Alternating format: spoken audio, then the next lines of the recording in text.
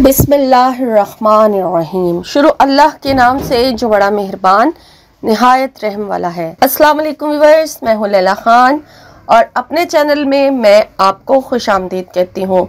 आप लोगों के लिए बहुत सारी दुआएं, आप लोग जिन जिन दुआओं के लिए मुझे कहते हैं, अल्लाह से दुआ है, दिल से दुआ है कि अल्लाह ताला आपकी वो तमाम परेशानियां दूर फरमाए जिनमें आप मुब्तला हैं। अगर कोई बीमार है तो अल्लाह ताला शिफा अता फरमाए, कोई मोहताज है तो अल्लाह ताला अपनी मोहताजी के सिवा किसी की मोहताजी ना दे, आमीन। जो कोई रिस्क की तंगी से परेशान है तो उसके लिए दुआ है कि अल्लाह ताला वफर मिकदार में खुला रिस्क आपको अता करे।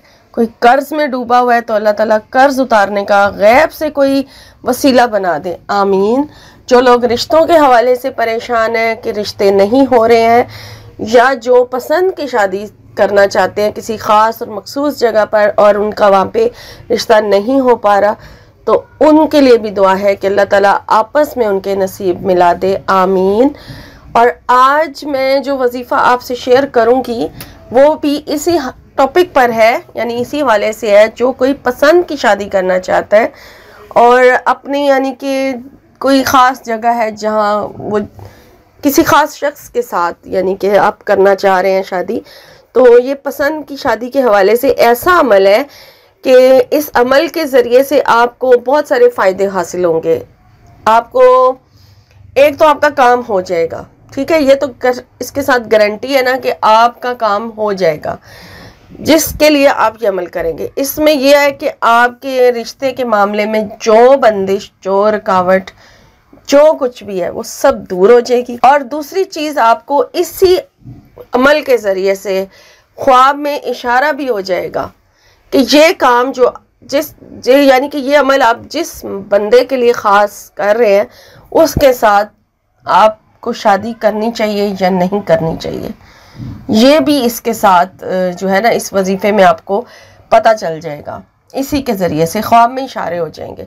और अब इसके साथ मैं आपको एक बात बता दूं कि आपको ख्वाब आएंगे इस अमल के साथ, तो आपने ख्वाब हर एक से शेयर नहीं करना। आपने ख्वाब जो है वो सिर्फ़ और सिर्फ मेरे वीडियो के नीचे कमेंट्स में करके तो आप हमसे पूछ सकते हैं कि इस ख्वाब का क्या मतलब है। आपको कमेंट्स के ज़रिए जवाब दे दिया जाएगा। तो ये अमल बहुत आसान है करने में, मुश्किल नहीं है। इसमें जो मैं आपको बताऊंगी नफल नमाज का अमल है और जिस तरीके से आपको बताया जाएगा, जिस तरीके से आपने इसको करना है उसी तरीके से आप यानी कि आपको बताया जाएगा, वैसे ही अगर आप करेंगे तो आपको कामयाबी जो है वो 100% मिलेगी। अगर अपनी मर्ज़ी करेंगे तो फिर शायद मैं कह सकती हूँ कि आपको नहीं मिलेंगे, क्योंकि जिस आमिल का ये अमल है उसने जो इसके साथ शराइत बताई हैं वही आपसे शेयर कर रही हूँ। तो आपका उसी तरीके से अमल करना बहुत ज़रूरी है। अगर आप चाहते हैं कि आपका पसंद की जगह पर निकाह हो जाए तो फिर आप यकीनन इसको वैसे ही करेंगे जैसे आपको बताया जाएगा। अब आपने सबसे पहले तो इसमें इस चीज़ का ख्याल रखना है कि 5 वक्त की नमाज की पाबंदी बहुत ज़रूरी है, क्योंकि तहारत पाकी बहुत ज़रूरी है। इस चीज़ के साथ आपने ये अमल करना है क्योंकि नफल नमाज का अमल है, पाकी तो ज़रूरी है।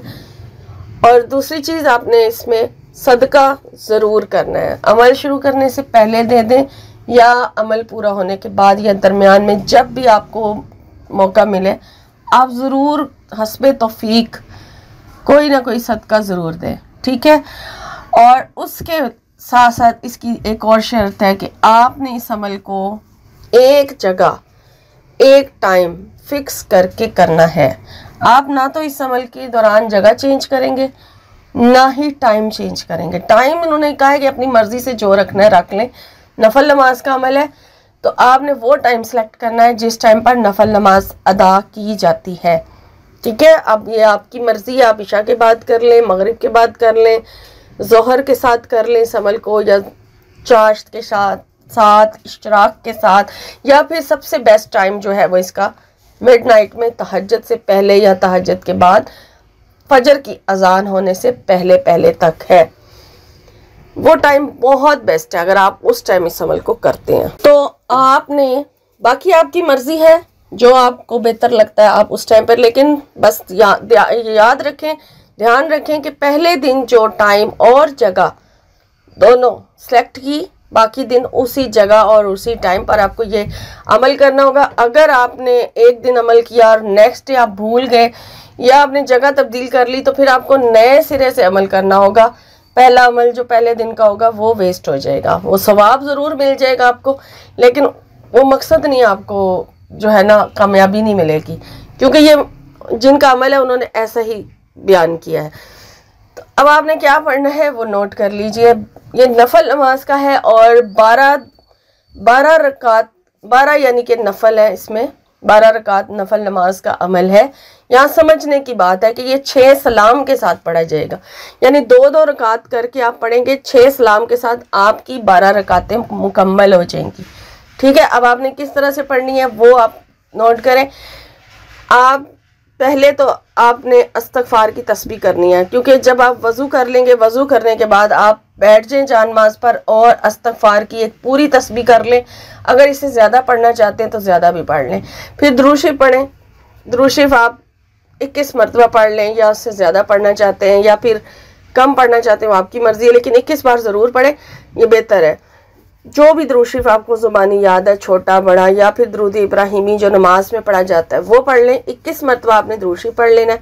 और फिर आपने अपने पसंद का जो जहाँ पे आप निकाह करना चाहते हैं, जो भी उस हवाले से आपका मसला है, रुकावट है, बंदिश है, या कोई उस मामले में बंदिश और रुकावट में ये सब कुछ आता है कि कोई राज़ी नहीं हो रहा, आप उसको राज़ी करना चाह रहे हैं, यानी कि कोई भी किसी किस्म का भी इसमें आपके मामला है, उस हवाले से आप नियत करें, दुआ करें और फिर नफल नमाज शुरू करें सलातुल हजात की नियत से। और हर रकात में आपने इस तरीके से ही पढ़ना है जो पहली रकात में आपको बताया जाएगा। 2-2 करके आपने नफल नमाज अदा करनी है। तो पहले आप पढ़ेंगे सूरह फातिहा। सूरह फातिहा के बाद कोई भी छोटी सूरत जो भी पढ़ना चाहे, हर बार डिफरेंट सूरत अगर आपको आती हैं इतनी तो आप पढ़ सकते हैं। अगर एक ही आपने सूरह इखलास ही पढ़नी है तो फिर वही पढ़ लें, वरना जो भी सूरत आपको आती है सूरह फातिहा के बाद वो सूरह पढ़ें। और उसके बाद फिर आपने ये आयत पढ़नी है, इन्ना फतहना लका फतहम मुबीना। ये छोटी सी आयत है, इसको इसमें आज़म भी कहा गया है। इन्ना फतहना लका फतहम मुबीना, ये आयत आपने सिर्फ और सिर्फ 12 मरतबा पढ़नी है और 12 मरतबा ही पढ़नी है। इसको कम या ज़्यादा नहीं करना। 12 रकात नफल नमाज है और 12 ही दफ़ा इसकी तादाद है हर रकात में। इसी तरीके से कि पहले सूरह फातिहा के बाद कोई भी छोटी सूरत, उसके बाद 12 मरतबा इस आयत को पढ़ना है और फिर इसी तरह से 6 सलाम के साथ 12 रकात नफल नमाज मुकम्मल कर लेनी है। और फिर जब मुकम्मल हो जाए उसके बाद फिर अपने मकसद की दुआ करें, सजदे में जाके करें, रो के गड़गड़ा के, जैसे भी करनी है। शादी के हवाले से है ये अमल, ख़ास पसंद की शादी का अमल है। और अगर वैसे भी शादी का अमल है लेकिन पसंद की शादी का इसको नाम दिया गया कि ये उसके लिए ख़ास है, लेकिन अगर वैसे भी शादी का मामला है, कोई रुकावट है, बंदिश है, तो ये उसको दूर कर देगा। ठीक है ना, वो किसी भी तरह रिश्तों की बंदिश में भी ये काम आता है। आप कोई भी इसके साथ शादी के हवाले से दुआ कर सकते हैं। तो इस तरीके से आपका 12 दिन का ये अमल है, 12 दिन ही आपने करना है। 12वें दिन जब मुकम्मल हो जाएगा, उस जिस जगह पर आपने ये अमल कर रहे हैं उसी जगह बैठकर फिर आपने बहुत ही आजिज़ी के साथ 12वें दिन यानी जब कंप्लीट हो जाए फिर बहुत ही आजिज़ी के साथ डिटेल के साथ दुआ मांगनी है, बहुत रो के गिड़गिड़ा के, क्योंकि जितनी ज़्यादा आपकी के मांगने में तड़प होगी उतनी ही जल्दी आपका मसला हल होगा, आपका मकसद पूरा होगा इंशाल्लाह। इसको 12 दिन लगातार करना है, नागा बीच में बिल्कुल नहीं आना चाहिए। अगर नागा करेंगे तो फिर नए सिरे से आपको अमल करना पड़ेगा, इसलिए 12 दिन ऐसे सिलेक्ट करें जब ख़वातीन ईजीली इस अमल को कर सकती हैं, कोई बीच में उनका शरई मसला ना आए। ठीक है ना, तो मुकम्मल तौर पे इसको पूरे 12 दिन आप मुकम्मल करें और 13वें दिन आपको ये अमल नहीं करना पड़ेगा इंशाल्लाह। 12 दिन के अंदर अंदर आपको ज़रूर आपके पसंद के जो भी आप जिस मकसद के लिए आपने ये अमल किया है उसके हवाले से खुशखबरी मिलेगी इंशाल्लाह। आमीन।